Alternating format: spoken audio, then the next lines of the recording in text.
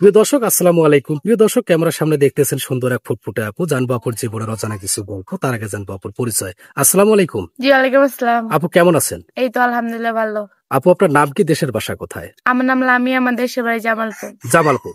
তো আপু আপনার বয়স কত? এই তো 20 বছর। 20 বছর বয়স। তো আপুর নাম হচ্ছে লামিয়া আক্তার, দেশের বাসা হচ্ছে জামালপুর, বয়স হচ্ছে 20, তাই তো?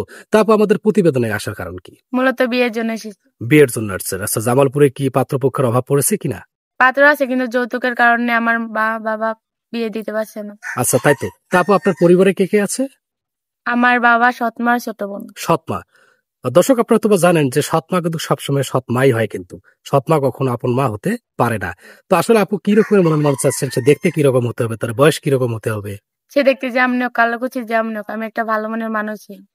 আপু, কোনো প্রবাসী ভাই যদি আপনাকে চতুর্থ অথবা তৃতীয় নাম্বার স্ত্রী হিসেবে স্বীকৃতি দিতে চায়, আপনার কোনো সমস্যা আছে? না, আমার কোনো আপত্তি নেই, আমি তো রাজি আছি। তবুও রাজি আছেন? হ্যাঁ। তো পরে তো প্রতারণা করবেন না। না। তো প্রিয় দর্শক, আপনারা তো জানেন যে একটা মেয়ে তখনই ক্যামেরার সামনে আসে যখন তার দেয়ালে পিঠ ঠেকে যায়। তা আসলে আমরা হচ্ছে মূলত জনকল্যাণমূলক কাজগুলো করে থাকি। সমাজে অবহেলিত এবং অসহায় পরিবারের যে মেয়েগুলো আছে তাদেরকে নিয়ে আমাদের মূলত কার্যক্রম। তো আপু আপনার সাথে যোগাযোগ করবে কিভাবে? আপনাদের মাধ্যমে। প্রিয় দর্শক, এই মুহূর্তে স্ক্রিনে একটি নাম্বার দেখতে পাচ্ছেন। নাম্বারটি চ্যানেল কর্তৃপক্ষের নাম্বার। এই নাম্বারে হোয়াটসঅ্যাপ ইমো দুটো আছে।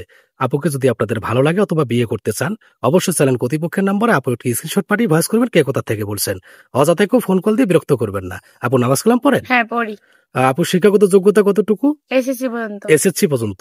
মাশাআল্লাহ, অনেক ভালো লাগলো। আপু ঠিক আছে, ভালো থাকবেন, সুস্থ থাকবেন। আপনার জন্য শুভকামনা রইল। আসসালামু আলাইকুম।